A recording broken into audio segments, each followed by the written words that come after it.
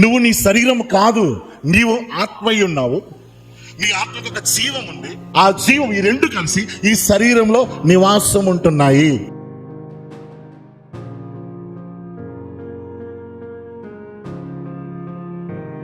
అందుకోసం ఎప్పుడైతే ఈ ప్రాణం జీవం పోతుందో ఇది ఏమైపోతుంది, ఖాళీగా ఉంటుంది. ఏం చేయమంటారు, దీన్ని ఇమ్మీడియట్ గా బయట తీసి పడతారు. ఇప్పుడు చాలు. ఇక చాలా మంది ఉన్నారు. ఓకే, దాంట్లో ఈతలో కూడా అనుకున్నాను. ఇతను దగ్గర స్వార్థ అంతా ప్రకటించబడ్డది. దాని తర్వాత మరి ఇప్పుడు ఎలాగైనా బ్రతుకు, అయ్యో నేను అపవాది స్వభావంలో ఉంటే ఖచ్చితంగా దేవుడి దగ్గర నిలబడలేను. ఓకే, దేవుడి దగ్గర నిలబడిపోతే ఎక్కడ ఉండాలా, నరకానికి వెళ్ళిపోవాలా. ఇది తండ్రి అటువంటి దేవుడికి ఇష్టం అలా.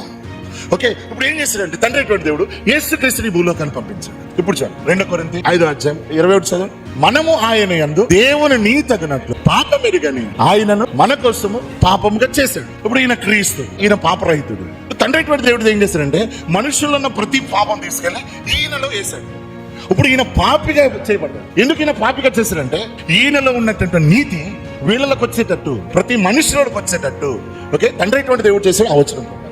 ఈ విషయాన్ని ఎవరు నమ్ముతాడో, నమ్మినప్పుడు ఏమవుతుందంటే యేసుక్రీస్తు ఐక్యమవుతున్నాడు. ఎప్పుడైతే ఇప్పుడు ఈ మనిషి యేసుక్రీస్తు ఐక్యమయ్యాడు, ఇప్పుడు ఐక్యమైన సరికల్లా ఇక్కడ బైబిల్ చెప్తాను. 2 కొరింథీ 5:17 కాగా ఎవడైనా క్రీస్తు నందు ఉన్న ఎడల అంటే క్రీస్తు ఐక్యమైన ఎడల. ఇప్పుడు ఏమైపోయింది, ఇక్కడ వేరేగా ఉన్నాడు. ఇప్పుడు యేసుక్రీస్తు ఐక్యమయ్యాడు. ఐక్యమైన వాడు ఏంటంటే నూతన సృష్టి అని బైబిల్ చెప్తాడు. నూతన సృష్టి ఎక్కడ జరిగింది, శరీరంలో జరగల, జీవంలో జరగల, ఇక్కడ జరిగింది.